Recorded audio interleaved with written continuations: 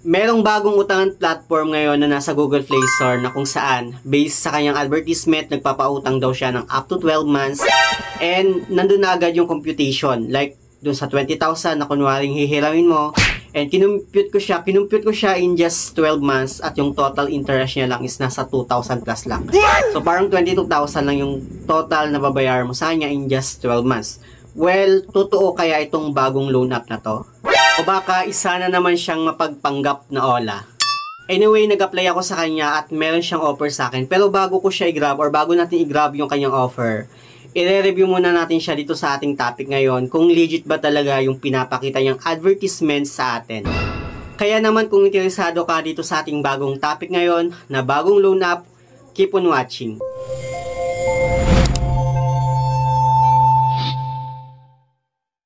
Hello guys, it's Sir Mariano and welcome back to my YouTube channel. At kung hindi ka pa nakapag-subscribe sa aking channel, please subscribe dahil palagi ako nag-share ng mga experience ko at nag-review ng mga online lending platform kung legit ba o hindi dito sa ating channel. Alam ko na marami sa atin naghahanap ng mauutangan, pero syempre bago tayo pumatos sa mga loan app or online lending platform na nakikita natin, make it sure na kailangan mababa yung kanyang interest at legit siya. At dito nga, biglang may nag-appear sa Facebook ko na isang bagong loan app na madadownload lang natin sa Google Play Store kapag once na-click mo yung kanilang link. Pero guys, huwag nyo muna siyang balaking i-download in case na sinabi ko itong loan app na to. Kasi sisilipin muna natin siya para malaman natin kung legit ba o hindi. Pagdating naman sa kanyang advertisement, ang ganda ng kanyang advertisement, may inganyo ka talagang umutang, lalo na kung gipit na gipit ka. Ganito yung lumabas sa kanyang advertisement, makikita natin yan sa my screen, na kunwari doon sa 20,000 na hiramin mo sa kanya, yung kanyang repayment term is up to 12 months, and yung kanyang monthly is 1,849 per month. So, nung tinotal ko siya, yung total interest lang na babayar natin sa kanya is nasa 2,000 plus lang. So ako naman, na-curious ako sa loan app na to kaya din download ko talaga siya para masilip ko kung legit ba talaga yung advertisement niya. Ang pangalan nga nitong loan app na tinutukoy ko ay itong si Ccash Safe and Fast Loan na pagmamayari ni Sea Lion Lending Corporation. Meron pa lang siyang 2.2 na ratings at 5,000 na downloads. So, na-curious nga ako dito sa loan app na to kaya naman din download ko siya para masilip ko talaga siya. Pagka-open ko ng kanyang application dito, meron siyang privacy policy na kailangan nating basahin at intindihin.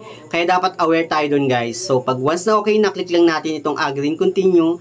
At dito mag-provide tayo ng cellphone number na gagamitin natin sa kanila. And then yung code or OTP na ma-receive natin, ilalagay lang natin dito. Anyway dito, meron siyang authorization instruction which is dito magkakaroon sila ng access sa ating phone. Katulad na lang ng ating installed application, SMS, pati na rin yung ating device information, yung ating approximate location, at yung ating camera access. Hindi naman tayo makapag-proceed once na hindi natin inallow or nag-disagree tayo doon sa hinihingi nilang permission. So, kailangan talaga nating mag-agree.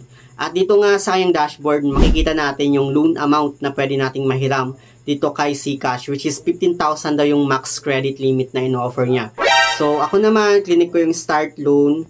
At dito, meron tayong mga pipilapan na ating loan application. Katulad ng ating personal information, emergency contacts, identifying information, withdrawal information, tsaka yung loan information natin. Sa kanyang personal information, pipilapan natin dito yung employment type, yung ating occupation, payday, monthly income, education, date of birth, purpose of your loan, gender, marital status, pati na rin guys yung ating email, type of residence, current address, tsaka yung second phone number, pero optional lang siya. And then, pagdating naman sa kanyang emergency contacts, bali 1, 2, 3, 4. Bali, 4 lang na contact reference yung ipoprovide natin. Sa kanyang identity information naman, pipilapan natin dito yung ating first name, middle name, pero optional lang siya. Yung ating last name, ID type, at yung ating ID number. Bali, yung ID na hinihingi nitong loan app nito ay katulad ng national ID, SSS, passport, postal, UMID, voter's ID, driver's license, GSID, TIN, tsaka yung ating PRC at PhilHealth. So, yun yung mga valid ID na hinihingi nitong loan application na to.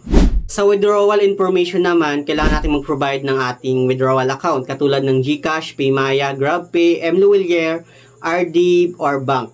Dito guys, makikita natin yung mga fees na ikakaltas niya kapag once na kung ano yung nilagay nating withdrawal account.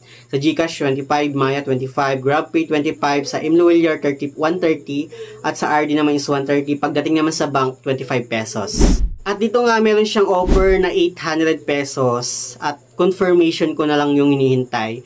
Bali, yung kanyang loan term is 150 days. Ganun katagal daw yung kanyang loan term. Pero pagdating sa kanyang loan details ngo, makikita natin kung magkano lang yung ma-receive nating amount. Doon sa 800, bali meron siyang platform service fee na 280 pesos, payment channel fee na 25 pesos, amount received or amount lang na ma-receive ko doon sa 800 is 495 pesos. So parang kalahati na lang yung na-receive kong amount. Tapos yung kanyang loan term is 150 days, pero ang totoo niyan, 7 days repayment lang pala talaga siya. Magpo-proceed ka pa ba sa ganitong klase ng loan app na halos kalahati na lang yung amount na ma-receive mo sa kanya, tapos yung kanyang repayment term 7 days lang?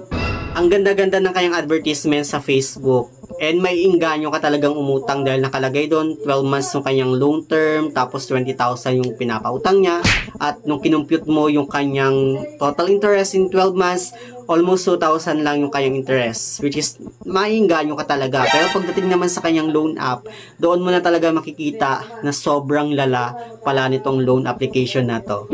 For me, hindi na ako magti-take ng risk sa mga ganitong klase ng loan app kasi malulubog ka lang sa utang kakabayad dun sa interest niyang hindi makatarungan. So yun lang naman yung gusto kong i-share about dito sa panibagong loan app na ni-review natin. Sana meron kayong nalaman na hindi pala talaga siya okay. Kaya sa mga hindi pa pala nakapag-subscribe sa aking YouTube channel, please don't forget to like, share, subscribe, click the notification bell para lagi kang updated sa aking mga susunod na video. Thank you guys, thank you for watching, and see you on my next video. Bye!